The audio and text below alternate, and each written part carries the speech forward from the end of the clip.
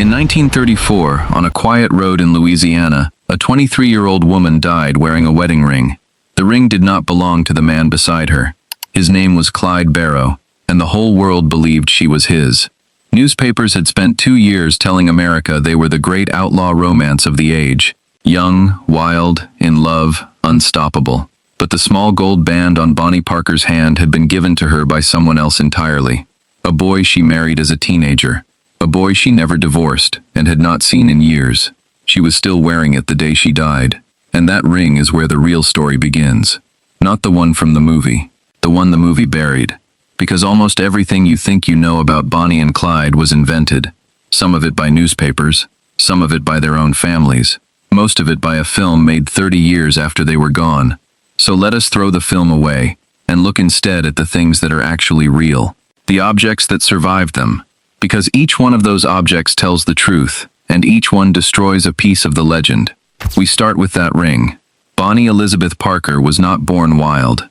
She was born in Rowena, Texas, in October of 1910, the second of 3 children. Her father laid bricks for a living and died when she was 4. Her mother took the children to a rough industrial edge of West Dallas and picked up work as a seamstress to keep them fed. And Bonnie thrived anyway. She was bright.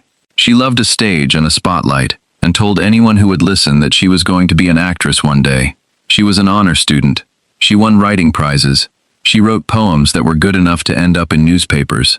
Then, 6 days before her 16th birthday, she married a boy named Roy Thornton.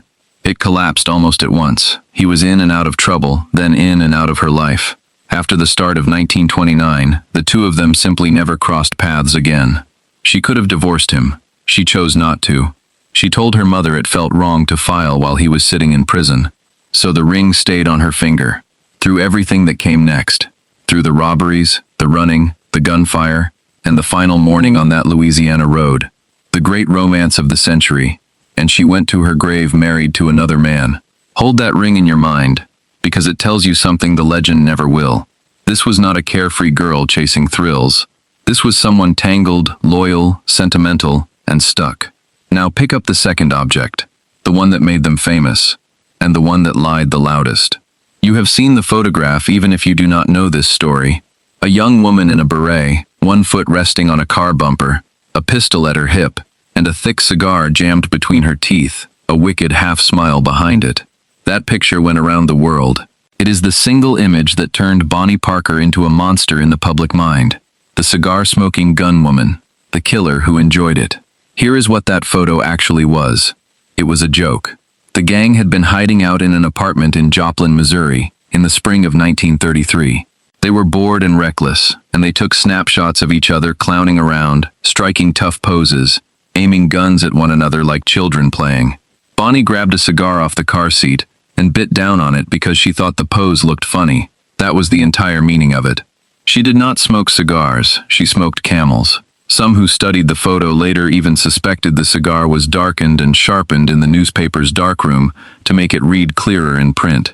But the gang never meant for anyone to see these pictures at all. They only got out because of a mistake. In April of 1933, police raided that Joplin apartment believing they had a few bootleggers inside. Instead, they walked into the most wanted gang in the country. There was a burst of gunfire, 2 officers lost their lives, and the gang shot their way clear and vanished. But in their panic, they left nearly everything behind. Their guns, their clothes, and a camera, with rolls of film still undeveloped inside it. The police developed that film, and there they were, Bonnie, Clyde, and a young gang member, mugging for the lens. The local paper wired the photographs across the nation. By the next morning, 2 small-time robbers from the poorest streets of Dallas were front-page news everywhere. A forgotten camera made them stars, and the joke cigar made Bonnie a villain. Now here is the strange thing about that villain image. The people who knew the case best have always said it was almost certainly false. Did Bonnie Parker ever actually take a life? The man who rode in the back of that car with her was never even sure he had seen her fire at anyone. By one careful account, she pulled a trigger only twice in 2 whole years. Once by accident, and once during a clumsy robbery, when she aimed deliberately wide, because she did not want to hit a soul. So how does a woman who likely never killed become America's most notorious killer queen? That answer is waiting in the third object. and it is the most haunting thing she left behind. She left behind a poem. Bonnie never stopped writing. Even on the run, sleeping in cars, hunted across state lines, she kept composing verses. And in her final months she wrote one about herself and Clyde. It is usually called The Story of Bonnie and Clyde. She wrote it while they were still alive, still driving, still one town ahead of the law. And in it, calmly, almost gently, she predicted exactly how it would end. That the two of them would die together. That the law would close in. That there would be no way out and no old age. She was right about all of it. She wrote her own ending before it arrived, and reality followed the poem almost line for line. Those verses were real enough that, long after her death, a little book of her handwritten poems went to auction and sold for tens of thousands of dollars. The words of a hunted 23-year-old, kept and treasured and fought over by collectors, nearly a century later. Think about who that reveals. Not a laughing monster who enjoyed the chaos. A young woman who could see the cliff coming, who knew there was no turning the car around, who sat in the passenger seat, writing poetry about her own death. That is the person the newspapers painted as a grinning killer. And now you know the tool they used to do it. It happened on Easter Sunday, 1934. Two young highway patrolmen spotted a parked car near Grapevine, Texas, and rode up on their motorcycles thinking a driver needed a hand. They were wrong. It was the gang. Both officers were killed, and it was a genuine tragedy, and I am not going to soften that. But by several accounts, Bonnie was asleep in the back seat when it happened. She had no part in it at all. That is not the story the country was given. A farmer came forward claiming he had watched Bonnie stand over one of the fallen officers, laughing, and fire at him again and again. He said police had found a cigar butt at the scene with tiny teeth marks in it. Her teeth, supposedly. Every big Dallas newspaper printed the farmer's version. His account kept shifting. It was picked apart before long, and it was very likely pure invention. None of that mattered. The image had already hardened. Bonnie Parker, laughing executioner. It fit the character the press had built for her the instant they developed that joke photograph, and the public wanted to believe it. From that day, for the first time, there was a real reward on her head.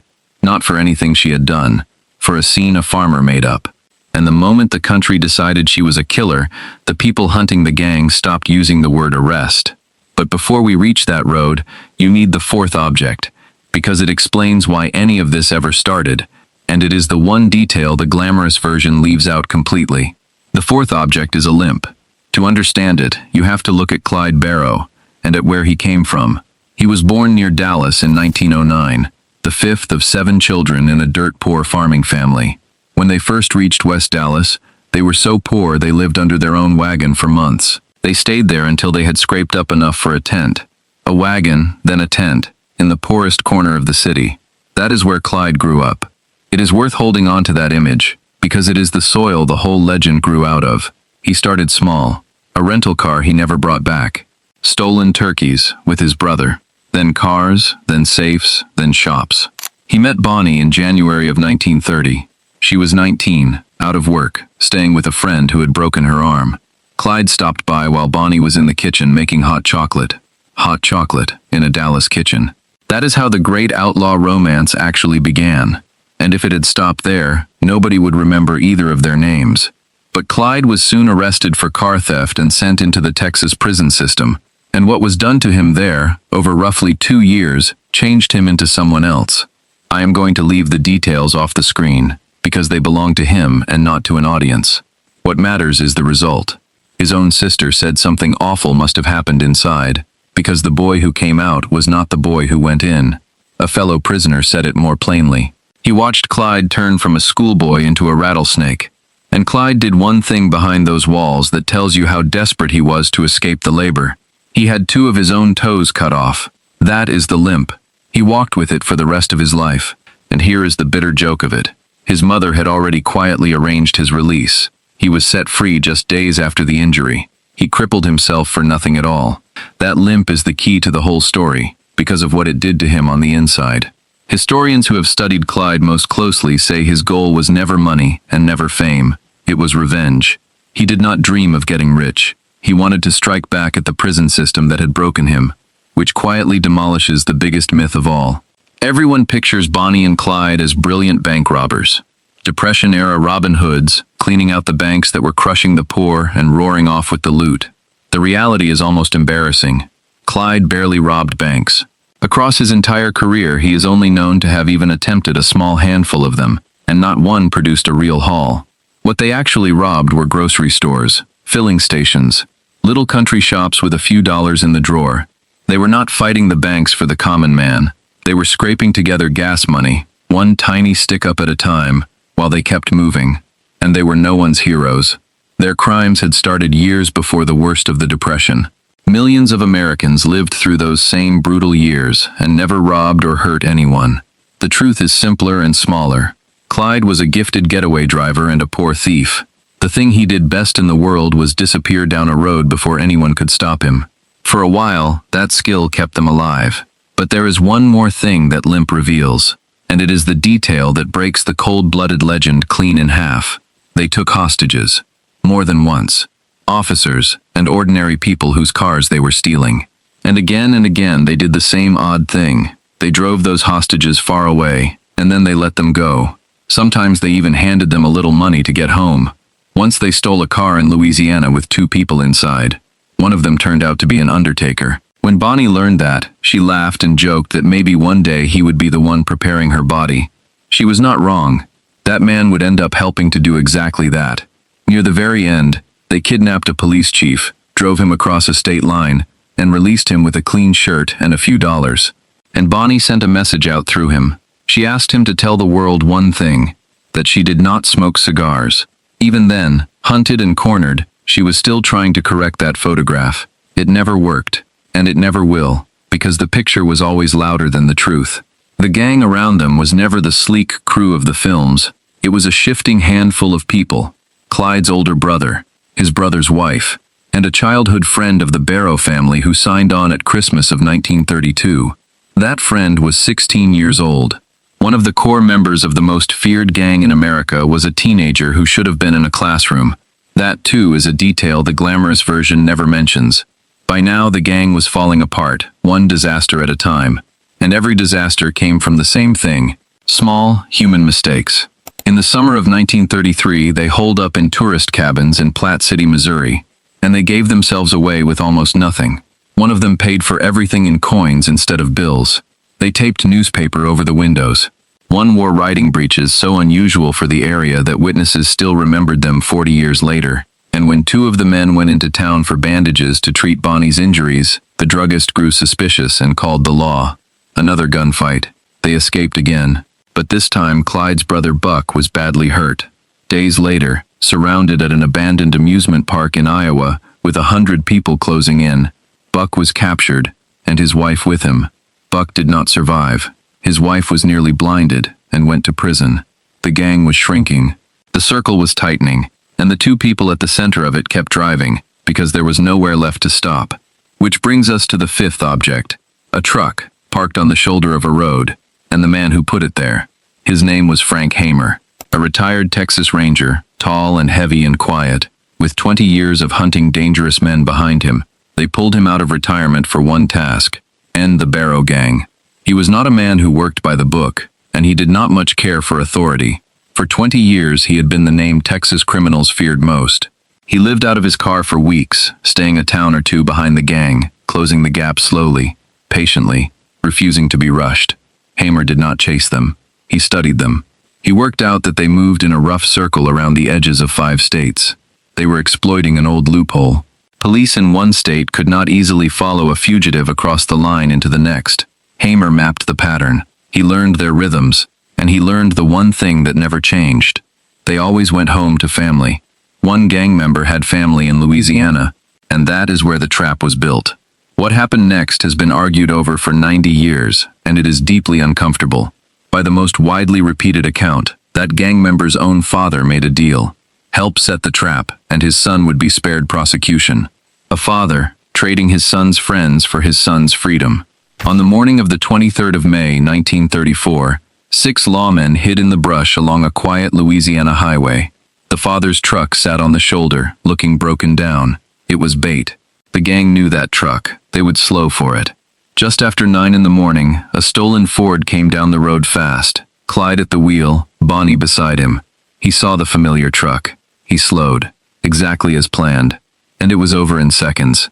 I am not going to dwell on it, because it needs no dwelling on. Neither of them had any chance to give themselves up, and that became the whole controversy for decades afterward. To a great many people, this had not been an arrest at all. It had been an ambush, and an ending decided long before that morning. Bonnie Parker was 23. Clyde Barrow was 25. She was still wearing the ring. And now we reach the last object, the one you can still go and stand in front of today.